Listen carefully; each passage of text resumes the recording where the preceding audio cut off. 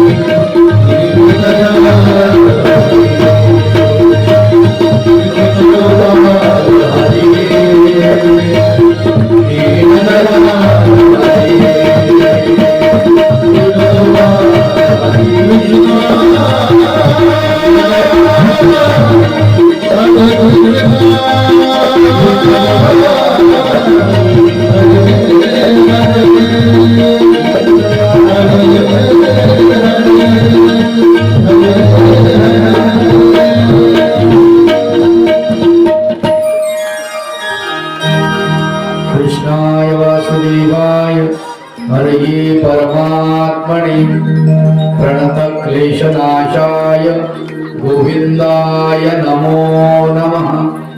सच्चिदानंदरूपाय विश्वोत्पत्त्यादिहेतवे तापत्रय विनाशाय श्रीकृष्णाय वयं नमः। श्रीकृष्णाय वयं नमः। श्री गोपाल कृष्ण भगवान की, दत्तात्रेय भगवान की, श्री चक्रपाणी भगवान की, श्री गोविंद प्रभु भगवान की, सर्वज्ञ श्री चक्रधर भगवान की।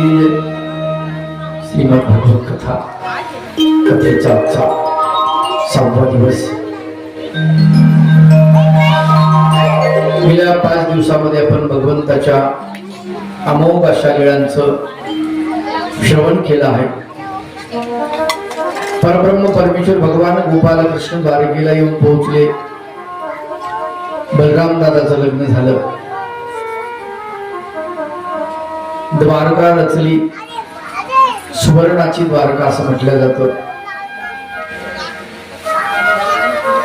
म्हणजे आमच्या भारतामध्ये केवढी समृद्धता होती।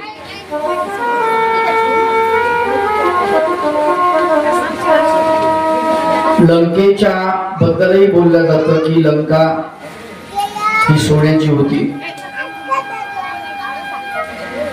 सुदाम देवाला भगवंताला नगरी दिली, ती सुद्धा सोन्याची।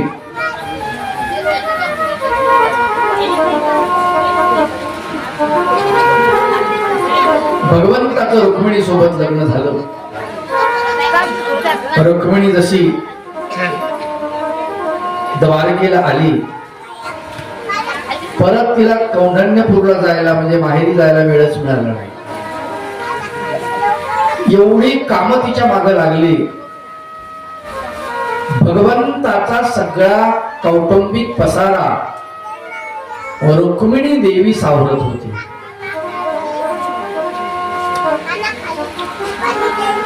भौमासूर नावाच्या राक्षसाला 16,100 स्त्रियांना बंदी शाळेत ठेवलं होतं। बरं, त्या काही अशा सर्वसामान्य स्त्रिया नव्हत्या। कोणी एखाद्या राजाची राजकुमारी होती, कोणी एखाद्या राजाची बहीण होती, कोणी एखाद्या राजाची पत्नी होती, कोणी एखाद्या राजाची ती सून होती। सगळ्या राजस्त्रिया होत्या। म्हणजे 16,100 राजाला त्यांनी हरवलं होतं आणि त्यांच्या स्त्रियांना त्यांनी घेऊन गेला होता। माणसाच्या मानबिंदू मधला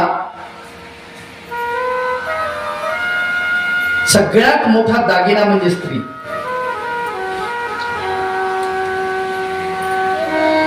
तिचा अपमान म्हणजे त्या माणसाचा अपमान। या 100 राजाला त्याने हरवलं आणि 16,100 स्त्रिया आपल्या बंदीखान्यामध्ये टाकलेल्या। लोक त्याला घाबरत होते।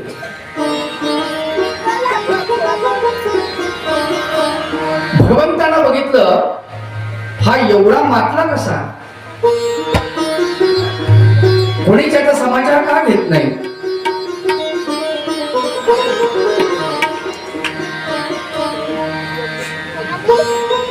भगवंताचं लग्न झालं रुक्मिणी देवी सोबत।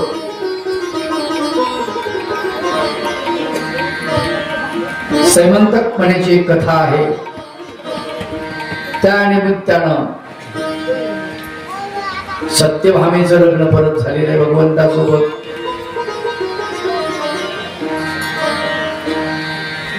कालिंदी आदिवासीची मुलगी, आदिवासी राजा त्याची मुलगी, त्याच्यासोबत भगवंताचं लग्न झालेलं आहे।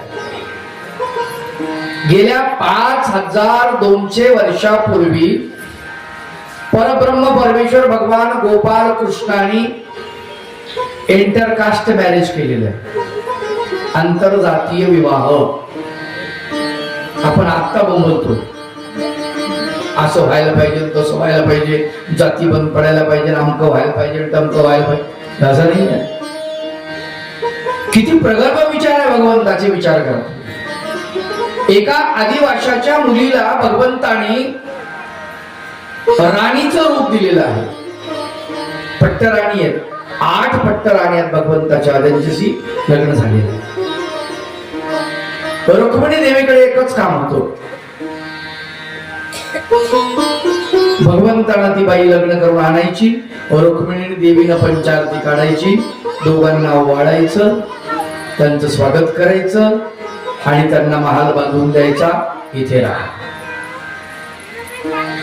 भगवंताचा महाल मधामध्ये होता आणि त्याच्या 8 बाजूला 8 दिशांना, पूर्व पश्चिम उत्तर दक्षिण आग्नेय वायव्य नैऋत्य ईशान्य अशा 8 दिशेला या 8 राण्यांचे महाल होते. मधात भगवंताचा महाल. त्याच्यानंतर या 16,100 स्त्रियांना यांना सुद्धा महाल बांधून दिलेले.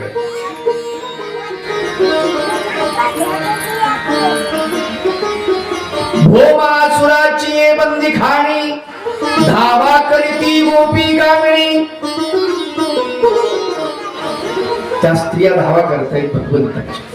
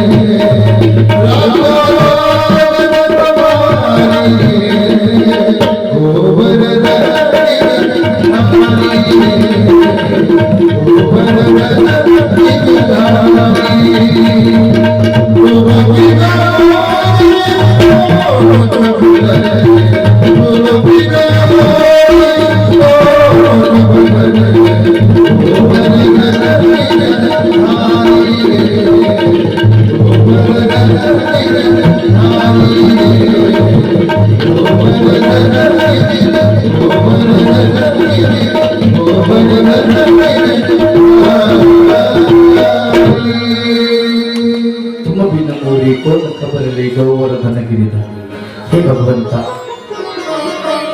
तुझ्या वाचून कोण आहे आम्हाला?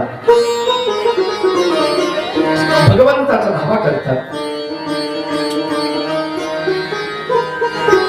आणि भगवंताने विचार केला, याला कुणीतरी वटकीवर आणलं पाहिजे.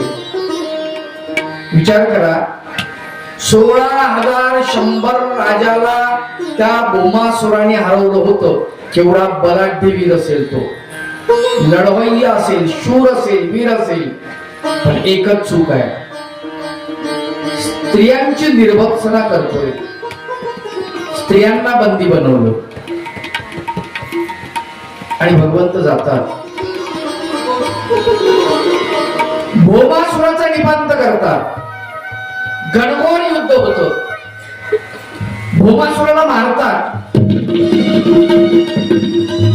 आणि भौमासुराचं राज्य त्याच्याच पोराला देतात, राज्य गादीवर बसवतात. ज्यांनी भौमासुरासोबत युद्ध केलं हारलेले असतात. भौमासुराचा मुलगा सज्जन असतो. आता ते आसपासचे सगळे राजे त्या भौमासुराच्या पुत्रावर तुटून पडतील हे भगवंताला माहित असतं आणि म्हणून भगवंत 1 महिना मुक्काम करून येते. तुला जर कोणी काही त्रास दिला तर मी या. 16,100 स्त्रिया कारागृहातून बाहेर काढल्या. सगळ्यांना ना उठलं ना हाणलं, भरजरी वस्त्र अंगावरती दिली. रथामध्ये बसून 2 अंगरक्षक देऊन प्रत्येकीला आपल्या आपल्या राज्यामध्ये पाठवलं. बघा पुरुषी प्रकृती किती वाईट आहे. ही आताची घटना नाही आहे, 5,000 वर्षापूर्वीची घटना.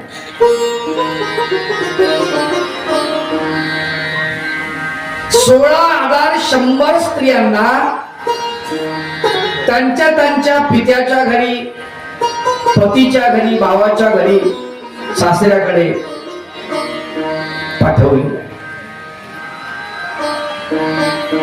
एकही असा मोठ्या मनाचा माणूस नाही पृथ्वी तलावरच्या काळातला. एक सुद्धा राजा असा नाहीये की ज्यांनी आपल्या बहिणीला इतक्या दिवसाला आल्यानंतर ठेवून घेतलं, पत्नीला ठेवून घेतलं, सुनेला ठेवून घेतलं, बहिणीला ठेवून घेतलं.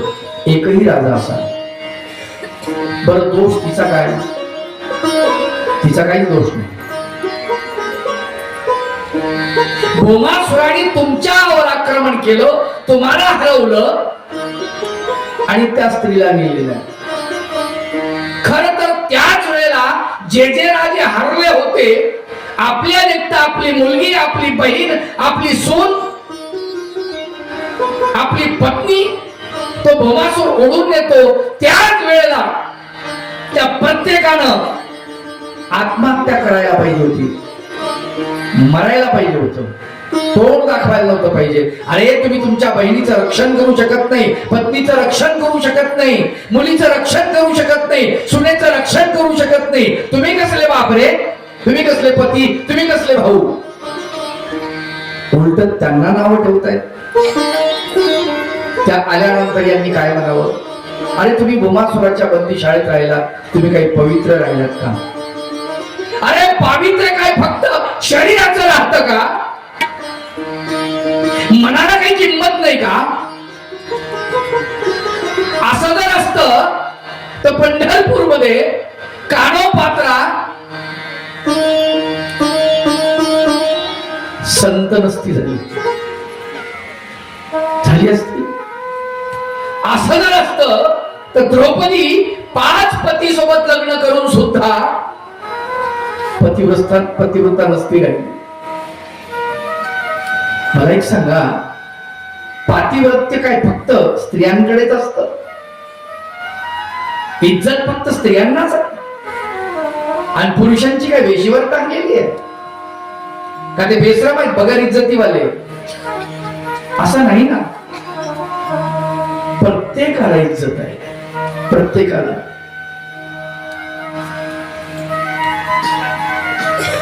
मन चंगा तो कठोटी में गंगा असं म्हणतात. मन चांगलं असतं सगळ्याच गोष्टी असतात. शरीराचं पावित्र्य ढळू द्या, काही होत नाही. मनाचं पावित्र्य नाही ढळलं पाहिजे, ही सगळ्यात महत्वाची गोष्ट आहे. ह्या सगळ्या स्त्रिया परत आलेल्या आहेत भौमासुराच्या राज्यामध्ये. भगवंत 1 महिना मुक्काम करून तिथेच आहेत. हे सगळे आल्यानंतर म्हटलं काय सैन्य आलं की काय? उद्धवाला विचारलं काय भानगडे? ते म्हणले भगवंता ज्या स्त्रियांना आपण पाठवलं होतं त्या वापस आलेल्या आहेत. अरे असंच काय झालं? त्यांची मीटिंग 16,100 करून सगळे असे मैदानामध्ये बसवले भगवंतांना. म्हणजे बोला काय तुमची तक्रार आहे, का आलात वापस? सगळ्या बोला. अरे मला एक जण बोला कोणीतरी. एक हुशार उभे राहिले, भगवंता तुम्ही आम्हाला या कैदेमधून का सोडलं? अरे म्हणले मी मुक्तीदाता आहे. कोणीही कैदेत राहू नये असं मला वाटतं, कोणीही बंधनात राहू नये असं मला वाटतं. मी बंधनं तोडणारा तर आहे, अविद्येचे बंध तोडतो मी.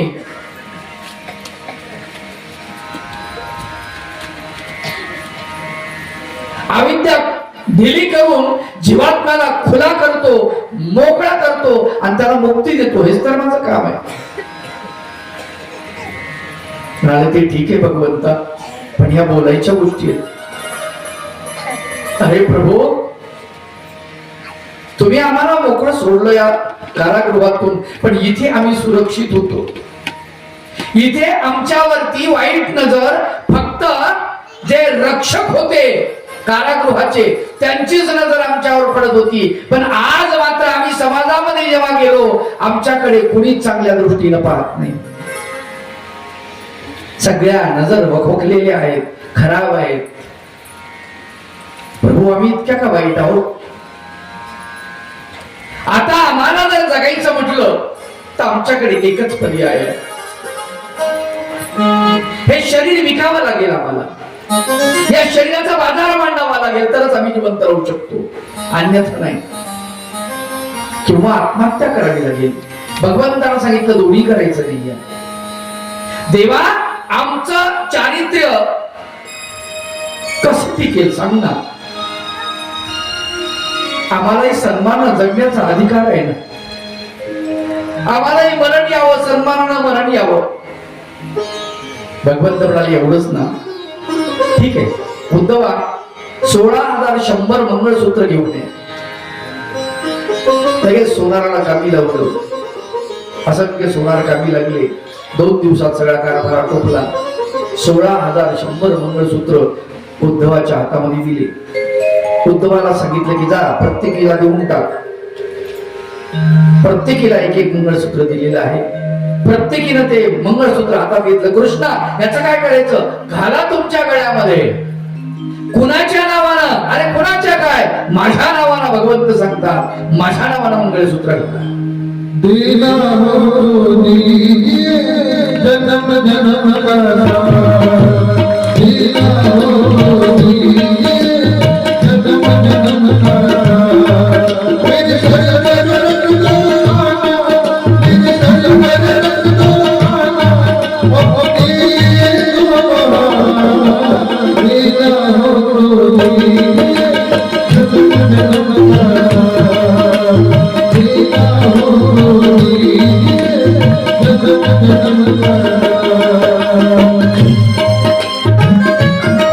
दीजिए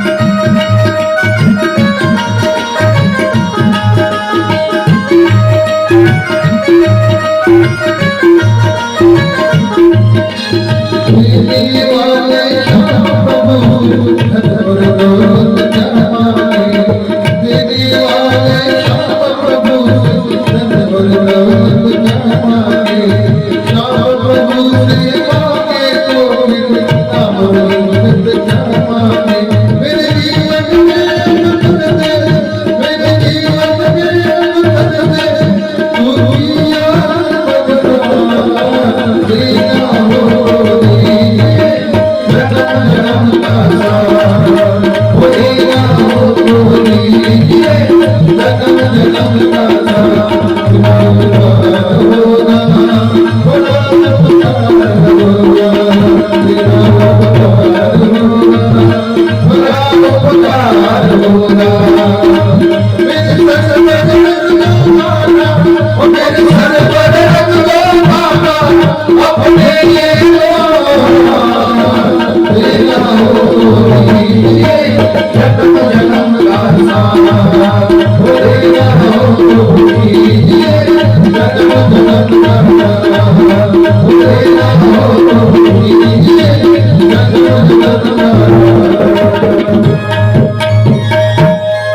भगवंताने जन्माजन्माची साथ देण्याचं वचन दिलं. प्रत्येक स्त्रीला मंगळसूत्र आपल्या हाताला आपल्या गळ्यामध्ये घालायला सांगितलं आणि सांगितलं आता तुम्ही हे मंगळसूत्र दाखवा. कुणी जर तुमच्याकडे वाकड्या नजरेनं पाहिलं मग त्याची सोय मी बघतो. तो आहे आणि मी आहे. मला सांगा 5000 वर्षापूर्वी 16,100 स्त्रियांचं भरण पोषण करणारा पुनर्वसन करणारा कृष्ण या दृष्टिकोनातून आपण त्याच्याकडे कधीच पाहिलं नाही. कधीच पाहिलं नाही. 16,100 स्त्रिया होत्या म्हणे त्याला. एवढ्या मोठा स्त्रीलंपट होता. हे काय लांछने लावली त्याच्यावरती काही लावलेली आहे. अवघड गोष्ट आहे. कृष्णाचं आणि त्यांचं नातं काय आई विचार करत नाही कोणी. 16,100 स्त्रियांचं पुनर्वसन केलं. लग्न फक्त 8 जणी सोबत झालेलं आहे. 16,100 स्त्रियांचं पुनर्वसन. 1 नव्हे 2 नव्हे. हा विचार करायला पाहिजे. मागे जळगाव जिल्ह्यामध्ये एक 15 ते 20 वर्षापूर्वी वासनाकांड झालं होतं. काही स्त्रिया मोठ्या मोठ्या घरच्या होत्या आणि त्याच्यामध्ये त्या फसल्या होत्या. त्यांना ब्लॅकमेल केलं जायचं. 72 स्त्रिया होत्या. तुम्ही कदाचित टीव्हीला बातमी वाचली असेल, ऐकली असेल, पेपरला पाहिली असेल. त्या स्त्रियांना सांगितलं की तुम्ही समोर या आणि त्या नराधमांची नावं तुम्ही उघड करा, त्यांना शासन करू. त्या स्त्रियांनी त्यांची नावं सांगितले. केस चालली कोर्टामध्ये खूप लंबी आणि ती लोक सुटले की त्यांना शासन झालं, शिक्षा झाली की नाही झाली ती बातमी सुद्धा आली नंतर. सेवाभावी संस्था, स्त्री मुक्ती संघटना, सरकार सगळे त्याच्या पाठीमागे असून सुद्धा त्यांना न्याय देऊ शकले नाही योग्य अशा प्रकारचा. इथे 72 स्त्रियांना न्याय न देऊ शकणारा संपूर्ण महाराष्ट्र आणि एकटा श्रीकृष्ण 16,100 स्त्रियांना न्याय देतो. त्यांचं भरण पोषण करतो. त्यांना महान बांधून देतो. त्यांच्या संरक्षणाची जबाबदारी तो घेतो. आमच्या गळ्यात एक आहे मंगळ